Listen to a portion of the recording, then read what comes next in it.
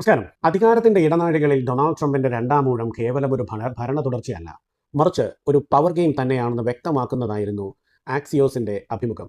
Mark കപ്പൂട്ടോയുമായുള്ള സംഭാഷണത്തിൽ തന്റെ അധികാരം പ്രയോഗിക്കുന്നതിനെക്കുറിച്ചും ലോക നേതാക്കളെക്കുറിച്ചും ട്രംപ് നടത്തിയ നിരീക്ഷണങ്ങൾ അന്താരാഷ്ട്ര രാഷ്ട്രീയത്തിൽ വലിയ ചലനങ്ങളാണ് സൃഷ്ടിക്കുന്നത്. ഒരു രാഷ്ട്രീയ നിരീക്ഷകൻ എന്ന നിലയിൽ ഈ അഭിമുഖത്തെ വിശകലനം ചെയ്യുമ്പോൾ നമ്മൾ കാണുന്നത് തികച്ചും വ്യത്യസ്തനായ, കൂടുതൽ കരുത്തനായ ഒരു ട്രംപിനെയാണ്. അധികാരത്തെക്കുറിച്ചുള്ള സങ്കല്പങ്ങൾ തന്നെ തിരുത്തി കുറിക്കുന്നതായിരുന്നു ഈ അഭിമുഖം. തന്റെ ആദ്യ ഭരണകാലത്തേക്കാൾ കൂടുതൽ ശക്തമാണ് ഇപ്പോഴത്തെ രണ്ടാം ഊഴമെന്ന് ട്രംപ് അവകാശപ്പെടുന്നുണ്ട്. അനുഭവ പരിചയത്തേക്കാൾ ഉപരിയായി ഒരാളുടെ കഴിവിനും സാധ്യതയ്ക്കുമാണ്, പൊട്ടൻഷ്യലിനുമാണ് താൻ മുൻഗണന നൽകുന്നതെന്ന് അദ്ദേഹം വ്യക്തമാക്കുന്നു. ആഗോള രാഷ്ട്രീയത്തിലെ ചതുരംഗ കളിയിൽ താൻ എങ്ങനെയാണ് കരുക്കൾ നീക്കുന്നതെന്ന് ഈ അഭിമുഖത്തിലൂടെ അദ്ദേഹം ലോകത്തോട് വിളിച്ചു പറയുകയാണ്. അധികാരത്തിന്റെ പരിധികളെക്കുറിച്ചുള്ള ചോദ്യത്തിന് ട്രംപ് നൽകിയ മറുപടി ഏതൊരു രാഷ്ട്രീയ നിരീക്ഷകനെയും അമ്പരപ്പിക്കുന്നതാണ്.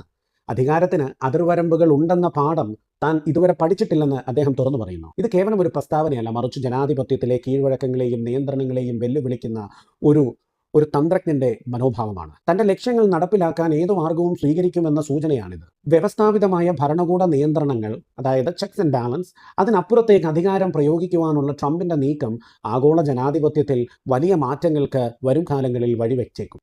അവിടെ പരിധികളില്ല. ഞാൻ ആ പാഠം ഇതുവരെ പഠിച്ചിട്ടില്ല. പരിധികൾ ഉണ്ടെന്ന് എനിക്കറിയാം, പക്ഷേ യഥാർത്ഥത്തിൽ പരിധികളില്ല എന്നാണ് ട്രംപ് അവിടെ പറയുന്നത്. വെനിസ്വേലയിലെ സൈനിക ഓപ്പറേഷനെ കുറിച്ച് ട്രംപ് പങ്കുവച്ച വിവരങ്ങൾ ഒരു ഹോളിവുഡ് സിനിമയെ വെല്ലുന്നതാണ്. വെറും 48 മിനിറ്റ് കൊണ്ട് ആ ഓപ്പറേഷൻ അവസാനിപ്പിച്ചുവെന്ന് അദ്ദേഹം അവകാശപ്പെടുന്നു. കാലിന് വെടിയേറ്റ ധീരനായ പൈലറ്റും കടബാധ്യതകളിൽ നിന്ന് രക്ഷപ്പെടാൻ എത്തിയ മെഷീൻ ഗണ്ണറും ഉൾപ്പെടെ വെറും 201 പേരാണ് ആ ദൗത്യത്തിനായി ഉണ്ടായിരുന്നത്.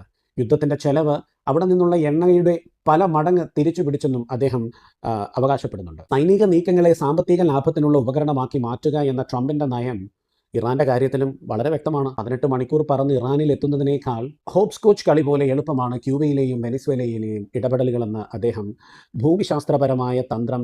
അദ്ദേഹത്തിൻ്റെ ഭൂമിശാസ്ത്രപരമായ തന്ത്രത്തിലൂടെ വ്യക്തമാക്കുന്നുണ്ട്. മറ്റൊരു കാര്യം എന്താണെന്ന് വെച്ചാൽ, യുക്രൈൻ യുദ്ധത്തിൽ റഷ്യൻ ടാങ്കറുകൾ അതിന് സംഭവിച്ച തന്ത്രപരമായ പിഴവിനെക്കുറിച്ച് ട്രംപ് വിശദീകരിക്കുന്നുണ്ട്. മണിക്കൂറിൽ 51 മൈൽ വേഗതയിൽ ഹൈവേയിലൂടെ കീവിലേക്ക് പോകുന്നതിന് പകരം മഴ പെയ്ത് ചെളിക്കുണ്ടായ ഒരു കൃഷിഭൂമിയിലൂടെ ടാങ്കുകൾ കൊണ്ടുപോകുവാൻ റഷ്യയുടെ ഒരു ജനറൽ തീരുമാനിച്ചു. ആ ടാങ്കുകൾ ചെളിക്കുഴിയിൽ കുടുങ്ങിയപ്പോൾ താൻ നൽകിയ ജാവലിൻ മിസൈലുകൾ ഉപയോഗിച്ച് അവ തകർക്കുവാൻ യുക്രൈന് സാധിച്ചു എന്ന് ട്രംപ് അവകാശപ്പെടുന്നു.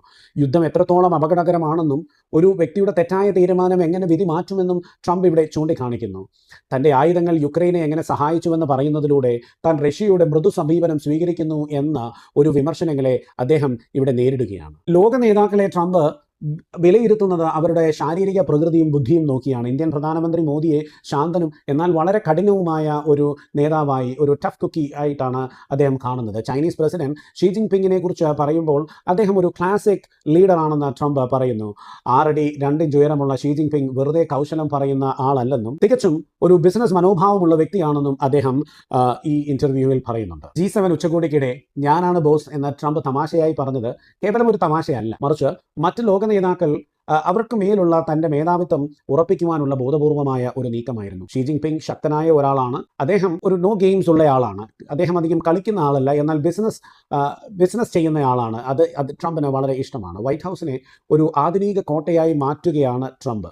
വൈറ്റ് ഹൗസിലെ പഴയ ടൈലുകളെ ലോ ക്ലാസ് സ്ഥലങ്ങളിൽ നിന്നും മാലിന്യം എന്നും വിശേഷിപ്പിക്കുന്ന അദ്ദേഹം പകരം മനോഹരമായ ഗ്രാനൈറ്റുകൾ സ്ഥാപിക്കുവാൻ ആഗ്രഹിക്കുന്നു. ബുള്ളറ്റ് പ്രൂഫ് ഗ്ലാസുകൾ, ഡ്രോൺ ആക്രമണങ്ങളെ തടയുന്ന മേൽക്കൂരകൾ കൂടാതെ ഒരു ഡ്രോൺ പോർട്ടും അദ്ദേഹം നിർമ്മിക്കുന്നുണ്ട്. പാരീസിലെ പോലെ ഒരു ട്രയംഫൽ ആർച്ച് നിർമ്മിക്കുവാനും അദ്ദേഹത്തിന് പദ്ധതിയുണ്ട്. സ്വന്തം പണമോ ദേശസ്നേഹികളായ ബിസിനസ്സുകാരുടെ പണമോ ഉപയോഗിച്ച് ഈ നിർമ്മാണങ്ങൾ നടത്തുവാൻ ശ്രമിക്കുന്നതിലൂടെ ഭരണകൂടത്തിൻ്റെ ചെലവില്ലാതെ തന്നെ തൻ്റെ പൈതൃകം ഉറപ്പിക്കുവാനാണ് ട്രംപ് ഇവിടെ